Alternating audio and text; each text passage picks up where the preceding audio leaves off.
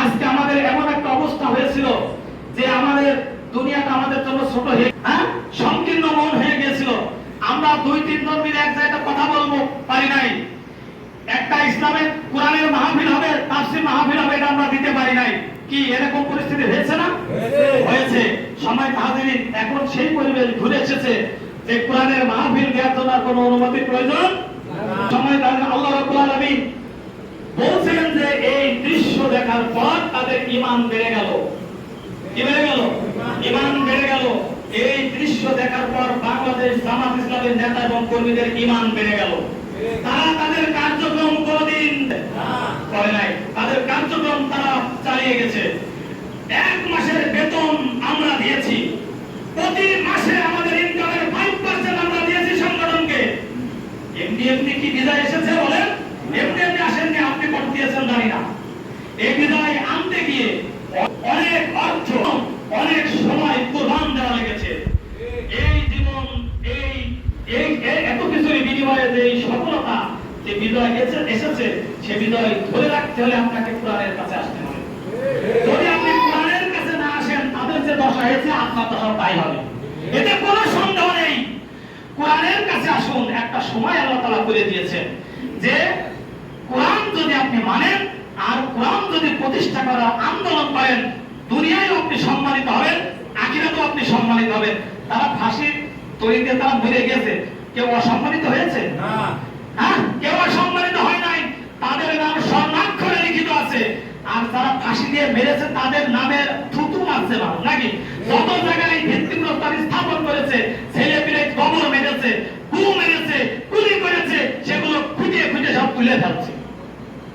এই ঘৃণা আমরা আর দেখতে চাই না। আমরা দেখতে চাই সোনালী একটা সমাজ। বাংলাদেশ হবে বৈষম্য মুক্ত বাংলাদেশ, নাকি বলেন? যদি বৈষম্য মুক্ত বাংলাদেশ গড়তে হয় তাহলে কোরআন দিয়েই গড়তে হবে।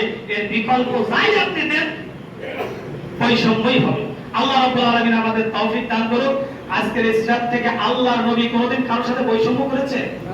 আরে ইহুদি এসে মসজিদে নববীর মধ্যে পিশাব করে দিয়েছে, আল্লাহর নবী তাকেও কষ্ট দেন নাই। সাহাবাগণ বলছে একই কতল করে, বলছে না, তার পিশাবটা পরিপূর্ণভাবে হতে দাও। তার প্রস্রাব হয়ে গেল, তাকে ডেকে বললেন এটা আমাদের ইবাদতখানা, এখানে প্রস্রাব করার জায়গা নয়। সেই ব্যক্তি ইসলাম কবুল করল। ইসলামের কঠোরতার কোনো স্থান নেই, লা ইকরাহা ফিদ্দীন। ইসলামের কঠোরতার কোনো স্থান নেই। এই জন্যই বাংলাদেশ জামাত ইসলামের আমির সাহেব এই বিদায়ের পরপরই তিনি সাধারণ ক্ষমা ঘোষণা করেছেন। যারা অপরাধ করে ফেলেছে, আচ্ছা তার মেরে ফেললে কি ওই অপরাধ উঠে আসবে না? কিন্তু আপনি যদি মাফ করে দেন তাহলে সে শুধরে যেতে পারে। আবু সুফিয়ানের মতো কঠোর কাফেরকে আল্লাহ নবী মাফ করে দিলেন। এমনকি বললেন যে তার বাড়িতে যারা অবস্থান করবে তাদেরকেও আমি মাফ করে দিলাম। সুবহানাল্লাহ।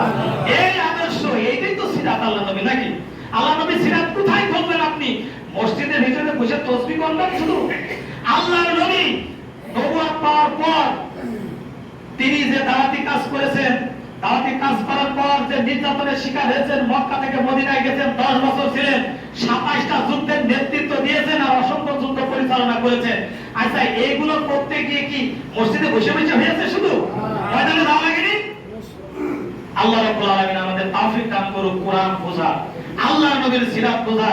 আল্লাহ তাআলা আমাদের সকলকে এই বাংলাদেশকে যেন আমরা আল্লাহর নবীর আদর্শ দিয়ে একটি কল্যাণময় রাষ্ট্রে রূপান্তর করতে পারি। আল্লাহ তাআলা আমাদের তৌফিক দান করুন।